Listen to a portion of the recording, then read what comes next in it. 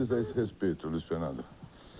Não, acho que museu não seria o caso, né? Já existe um pequeno museu Érico Veríssimo em Cruz Alta, que era a terra natal dele, né? Eu acho que não seria o caso de fazer um museu assim, mas conseguir recursos para fazer esse trabalho que esse pessoal está fazendo aqui com sacrifício, né? Por amor. Aprimorar este trabalho. Aprimorar, aí eu acho que seria uma coisa aceitável. Bem-vinda para a família. E as fotos? Eu queria ver as fotos, porque nós temos também as fotos estão sendo catalogadas. O acervo é a parte iconográfica, né? Vai me falando dessas fotos. Essa aqui, eu posso mostrar? Por favor, eu quero. É a mãe do Luiz Fernando Veríssimo, esposa do Érico, no ano de 1928. Dona Mafalda. Dona Mafalda. Dona Mafalda. Este aqui é o Érico. A foto, infelizmente, é uma cópia, porque a original estava muito danificada. Nós fizemos cópia no ano de 35, quando ele estava escrevendo e lançando Caminhos Cruzados. Ótimo, seguinte. Um grande galã, né? Grande galã. Luiz Fernando, hein? Aqui? Aqui é o Érico Veríssimo. Olha o Luiz Fernando aqui, não é? Esse é o Luiz Fernando. Mostrando os originais do Tempo e o Vento do Continente, em 1949. Puxa, que foto. Lá num escritório da Livraria do Globo, aqui em Porto Alegre. Ele está mostrando a um jornalista. Nós temos aqui uma foto do Érico em 53, com uma grande amiga dele, Stella Budiansky, tá? Uma médica, aqui nessa sala, conversando. Aqui mesmo onde nós estamos. Nós temos aqui, em Portugal, numa recepção que o Érico teve, frequentadíssima por muitos escritores portugueses, ele foi altamente ovacionado na ocasião. Nessa foto aparece Alves Redol, que é um grande romancista português contemporâneo. E tem muitas outras, nós temos mais de 4.000 fotos. Maria da Glória, quanto tempo você calcula que ainda vai demorar para concluir todo o trabalho? Tudo depende do material que nós temos para arquivamento, por exemplo, que é muito precário ainda, né? Para acondicionamento desse material, são mais de 10.000 itens que nós já reunimos. E um acervo desses tende a crescer com crítica, principalmente, né? As pessoas estão nos mandando material, dissertações, teses, livros publicados, artigos de revista, tudo que há, quando as pessoas sabem da existência do acervo do Érico, mandam a Porto Alegre, nós arquivamos e fica à disposição. Por exemplo, ela está consultando matéria que foi doada.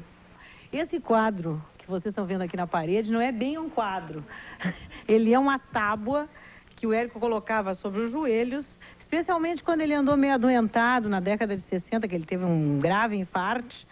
Então ele escrevia à mão, às vezes colocava a máquina pequena em cima dessa tábua, essa aqui não é a única, tem várias tábuas. Sei. Colocava ali nos braços da cadeira e escrevia. A máquina? A máquina, e ficava desenhando na tábua. Aqueles desenhos entendi. São todos dele. Ele acabou depois doando essa tábua para uma amiga que depois nos devolveu. Para poder fazer parte do acervo. Parede, exatamente. O que mais você destacaria, Maria da Glória? Esse quadro eu gostaria de destacar porque esse aí é uma representação da filha do Érico Veríssimo, que hoje em dia mora em Washington, casada com um físico norte-americano, a Clarissa. Que recebeu esse nome, na verdade, em homenagem ao livro do Érico, que ele já tinha publicado quando ela nasceu. Ela é a irmã mais velha do Luiz Fernando. Bem, talvez muita gente não se dê conta hoje em dia da importância do Érico Veríssimo na literatura brasileira e na literatura talvez latino-americana também, porque o Érico tem uma qualidade que muitos outros escritores brasileiros não tiveram e não têm conseguido ter, que é essa facilidade de atingir públicos muito heterogêneos, né? Tanto assim o público despreparado que lê um romance porque está procurando o prazer de uma aventura, enfim, ou de algumas ideias, até o grande especialista em texto literário. Então ele abrange muitos públicos. Esse é o primeiro a grande virtude do Érico. A segunda é que ele é talvez o autor que tenha mais acompanhado a modernização do romance em termos de forma, que é uma qualidade rara na literatura brasileira. Ele passou sempre por vários estilos diferentes. Ele introduziu, por exemplo, o estilo cinematográfico dentro do realismo, né? Aqui no Brasil, enquanto se fazia nos Estados Unidos, mas ele fez aqui na mesma época. Ele chegou, nos últimos romances, a um tipo de romance mais ideológico, mais ligado à conversação relação, a troca de ideias, como foi o Prisioneiro, então, e trabalhou com temas internacionais, o que também é muito raro no Brasil, não é que não exista, mas é raro, e atingiu muita gente. Quer dizer, ele sempre procurava assim o livro polêmico, aquele que colocaria ideias em discussão. Para quem nunca leu Érico Veríssimo, O que eu recomendaria? O que você recomendaria? Qual é a ordem da obra toda que você recomendaria? Bom, por ordem... Começa pelo quê? Ele acho que começaria por Clarissa, pelo Ciclo de Porto Alegre. Esse livro é um romance sobre uma adolescente, então adolescentes devem ainda apreciá-lo, embora seja uma adolescente da década de 30. E aí, essa adolescente tem um romance de amor em outro livro, que é Música ao Longe. Depois ela se casa mais tarde, no final do ciclo, em Saga, com um pintor que vai para a Guerra Civil Espanhola.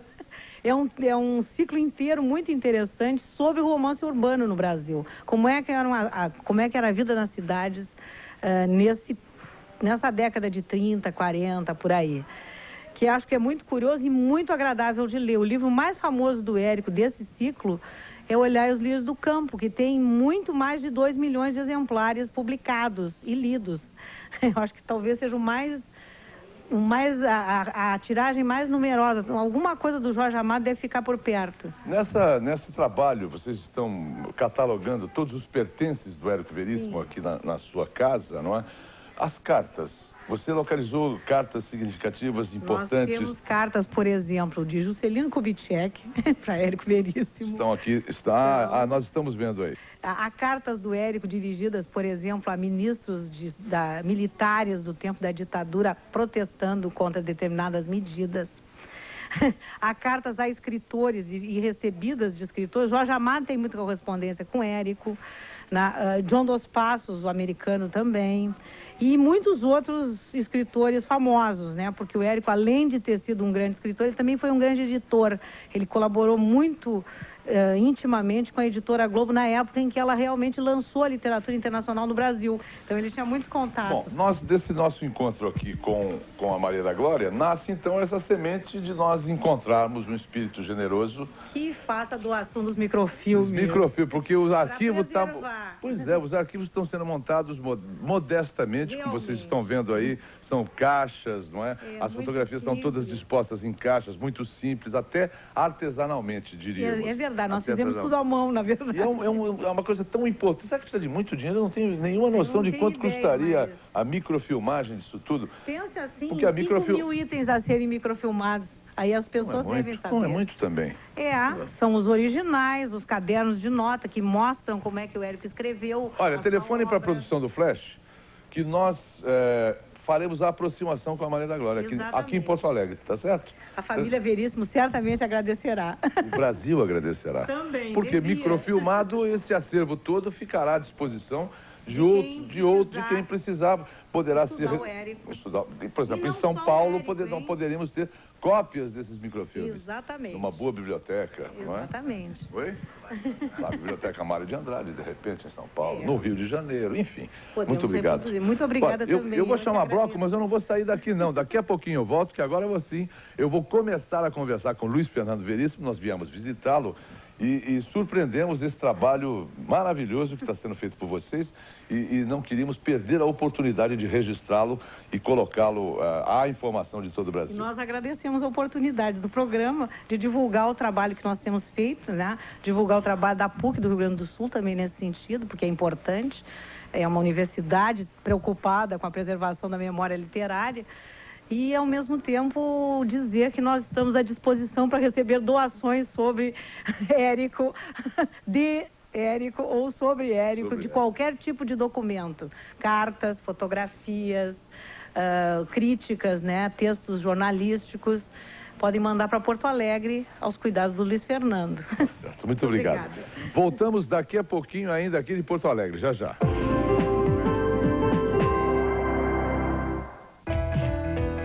Flash, oferecimento VASP, milhas e milhas à frente. Água de cheiro. A pessoa jurídica terá, então, um desconto de 5%. A gente está falando a respeito da microfilmagem, do levantamento que a PUC está fazendo aqui de tudo que pertenceu a Érico Veríssimo. Bom, Luiz Fernando, vamos falar de você agora.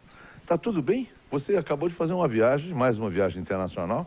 Isso vai resultar em mais um livro? Não sei, às vezes você tem que ter um período de maturação, né, depois de qualquer experiência, para transformar isso em literatura. Mas foi uma viagem de, como eu digo, de semiférias. Porque jornalista nunca tira férias completamente, né? Eu viajei com um microcomputador e mandei material da Europa para o Jornal do Brasil. Então não chegou a ser férias completas. Mas parece que essa viagem era um velho sonho que você acalentava. Fazer essa viagem com a família, com Dona Lúcia, com os filhos. Não, uma vez eu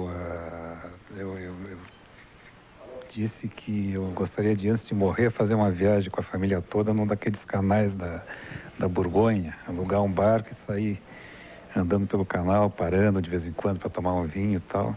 E disse assim por dizer, né? Talvez um dia a gente pudesse fazer isso. Só que a família toda me cobrou, me desafiou. Arranjou um jeito de cada um tirar férias ou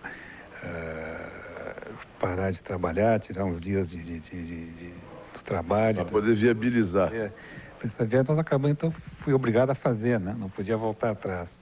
E foi muito bom, foi uma viagem muito divertida, com toda a turma, dentro de um barco, andando pelo canal da Borgonha, tendo que, naquelas passagens de eclusas, né, que cada um tinha que amarrar o barco e tal. Então foi uma experiência muito divertida.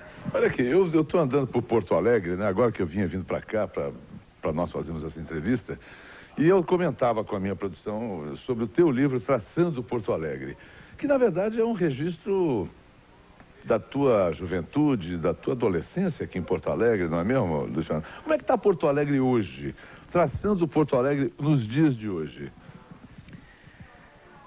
Olha, eu na verdade, hoje em dia, eu não frequento muito Porto Alegre, vamos dizer assim, né? Naquela época, quando eu era garoto, eu vivia a cidade, né? Mesmo porque a cidade era menor, era mais vivível, inclusive.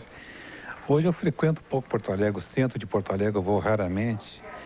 Antigamente o centro de Porto Alegre era realmente o centro, um lugar que a gente frequentava para encontrar os amigos, enfim, era a sala de estar da cidade, né? Que hoje não é mais.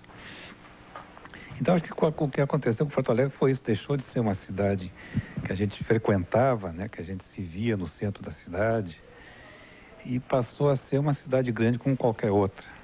Luiz Fernando, me fale um pouquinho dos seus próximos trabalhos. Você lançou agora um livro muito grande, não é? Reunindo. São crônicas já publicadas nesse... Todas já foram publicadas? Todas não, mas a maioria eram coisas que já tinham saído em outros livros, né? Se fez uma compilação das melhores e, apesar de ser coisas já publicadas, é um livro que teve uma aceitação muito boa. Das pessoas, certamente algumas já conheciam muita coisa dali, mas mesmo assim o livro saiu bem, teve uma boa repercussão, estão fazendo agora essa adaptação para televisão, né, que está indo muito bem também. Então foi um livro que teve um sucesso até inesperado. Você está planejando algo mais? O que vem pela frente? A gente fica sempre curioso, né? Qual é a próxima do Luiz Fernando Veríssimo? Os meus livros são muito fáceis de fazer, eu sempre digo que são livros feitos à tesoura, né? É só recortar coisas já publicadas e reunir, fazer uma seleção e lançar. Quer dizer que pode sair um livro a qualquer momento. Você teve um romance, como é o nome? O Jardim do Diabo. O Jardim do Diabo. Esse não foi recortado. Não, esse foi escrito para ser livro mesmo, não foi uma compilação. Mas eu tenho dois livros que eu tenho que fazer esse ano. Aliás, um livro e uma peça de teatro. Um livro sobre o Japão, que eu estive no Japão no ano passado, já com compromisso de fazer um livro sobre a viagem e sobre a minha experiência no Japão, que deve sair esse ano. E eu estou me comprometido a fazer uma peça de teatro também para o Valmor Chagas e para o Ítalo Rossi, que essa não sei quando é que vai sair, eu tenho que encontrar tempo para fazer, mas vai ser feito esse ano também. É uma peça que você vai escrever para o Valmor Chagas ser o protagonista e o Ítalo Rossi. O Ítalo Rossi. Esse compromisso é teu com eles? Foi uma peça mais ou menos encomendada, eles que me pediram o texto, né? E eu só preciso encontrar tempo para fazer, mas vamos ver, vai sair. Mas me fale um pouquinho das tuas impressões do Japão. Deixa eu ver se eu consigo aqui uma antecipação aos meus telespectadores do que vem aí no teu livro sobre o Japão. Já tem título? Não, vai ser na linha dos outros livros de viagem que eu tenho, que são o Traçando enfim, traçando Nova York, traçando Paris e tal, mas não sei se vai se chamar traçando Tóquio. Japão, traçando Tóquio, né? Talvez tenha outro nome. E, como eu disse, vai ser assim uma impressão muito... Você voltou bem impressionado. Ah, sim. Eu acho que aquilo é outro mundo, né?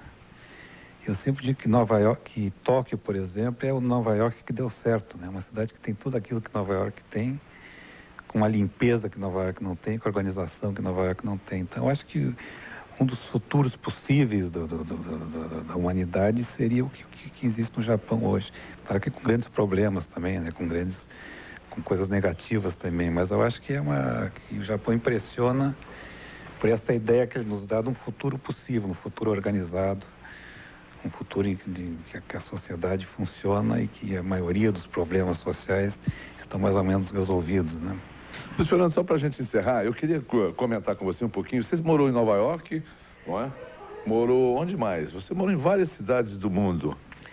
Bom, eu passei várias temporadas nos Estados Unidos, quando eu era um garoto, passei 2 anos, depois adolescente, passei mais 4 anos, aí em função do trabalho do pai, né, do meu pai. Mas depois, com a minha família, eu morei uma temporada em Paris, em Roma, em Nova York, temporadas curtas, de poucos meses, e foram essas cidades. Ele costuma dizer que para se avaliar bem uma cidade, tem que morar, mas você tem que ter a vidinha da cidade, né? Se não tiver a vidinha da cidade, você jamais conseguirá entender aquela cidade. A gente pode conhecer a vida de uma cidade visitando só, mas para conhecer a vidinha tem que estabelecer no lugar, conhecer o armazém da esquina, Ter vizinho. estabelecer uma relação com vizinhos e tal, né? Receber o jornal na porta de casa. Exato. Então foi isso que nós tentamos fazer nessas 3 ocasiões e foram experiências muito boas. Tá muito bem. Muito obrigado, Luiz Fernando, pela sua amabilidade. Queria só mostrar a dona Lúcia, que é a senhora Luiz Fernando Veríssimo. Tudo bem, Lúcia? Daqui a pouquinho nós voltamos e eu espero muito em breve estar de volta a Porto Alegre, sendo recebido pelo Luiz Fernando Veríssimo. Daqui a pouquinho nós voltamos.